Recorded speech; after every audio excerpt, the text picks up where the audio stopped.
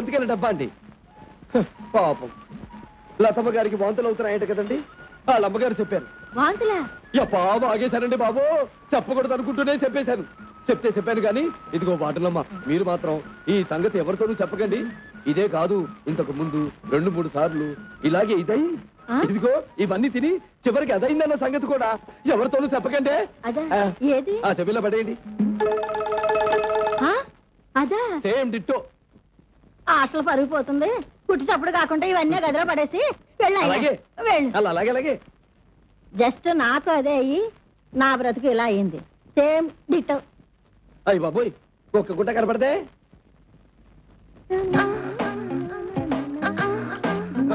కూనిలాగారు ఎవరా కూనా?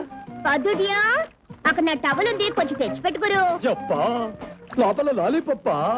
ఏవే టవలు విన్నావా? విన్నా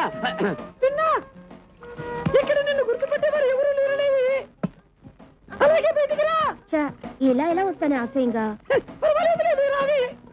అవును, గొంత ఎలా ఉందేంటి? రాత్రి ఫుల్ పటాసులే. పటాసా? అదే టపాసు కాల్చావు, ఒక పట్టిపోయింది గొంతు.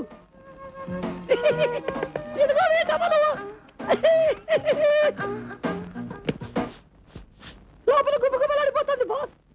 ఏం సబ్బు? తర్వాత నీకు ఇస్తాలే, దుద్దుకుంటూ కానీ.